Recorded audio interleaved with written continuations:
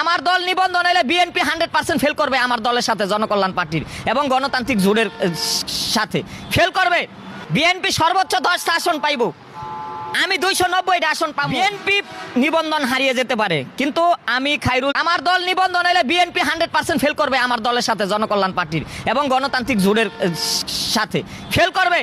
BNP সর্বোচ্চ 10টা আসন পাইব, আমি 290টা আসন পাবো। বিএনপি নিবন্ধন হারিয়ে যেতে পারে, কিন্তু আমি খাইরুল জনকল্যাণ পার্টির চেয়ারম্যান, আমার দল নিবন্ধন 100% যোগ্যতা রাখে। কিভাবে?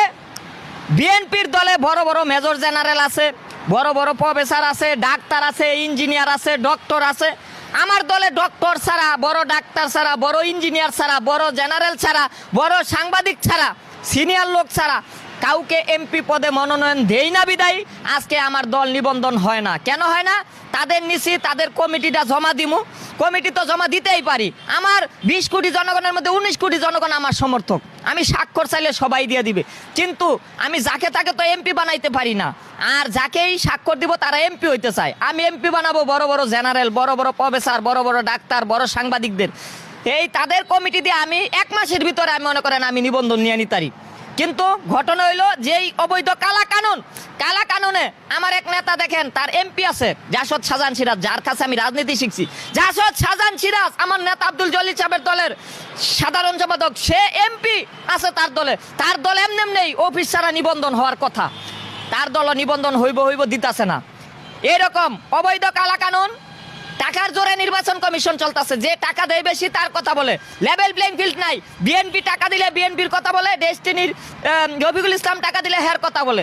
আমাদের টাকা খালি টাকার খেলা, এই জন্য আমি জমা দিই নাই। জমা দিতে পারবো না কেন? 100 বার 100% আমার দল নিবন্ধন হবে। আমি যাকে তাকে দিয়ে দল নিবন্ধন করার ইচ্ছা আমার নাই।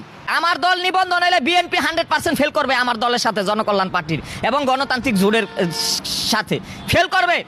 সেই কারণে আমাদের দল নিবন্ধন না দেওয়ার জন্য, আমার দলে বড় বড় মেজর জেনারেল আছে, আমার দলে বড় ডাক্তার আছে, বড় ইঞ্জিনিয়ার আছে, বড় সাংবাদিক আছে, বড় প্রফেসর আছে, বড় তথ্যবিজ্ঞানী আছে, বড় সায়েন্টিস্ট আছে। তা আমি পাস করবো নাকি বিএনপি পাস করবে? বিএনপির রিজভী সাহেব তো কোনো সাংবাদিকও না, বড় উকিলও না। যদি নির্বাচন হয়, মনে করেন যে 300 আসনে আপনিও প্রার্থী দিলেন এবং বিএনপি প্রার্থী দিল, তাহলে 300 আসনের মধ্যে বিএনপি কতগুলো আসন পাবে আর জনকল্যাণ পার্টি কতগুলো আসন পাবে? বিএনপি সর্বোচ্চ 10টা আসন পাইব, আমি 290টা আসন পাবো জোটবদ্ধভাবে। আরো কিছু লোক তো নিতে হবে, গণতান্ত্রিক জোট তো আমার, আর অন্য দলকে নিয়ে আমি 290টা আসন পাইয়া জিতবো ইনশাল্লাহ আমার জনকল্যাণ পার্টি। তারেক জিয়ার চেয়ে আমার জনপ্রিয়তা বেশি, এটা সবাই জানে। এখন এইটা বলি দেখা কিছু লোক গুন্ডা পান্ডা লেলাই দিছে আমারে ধরে, আমার জনপ্রিয়তা বেশি, আমি বলতে পারবো না।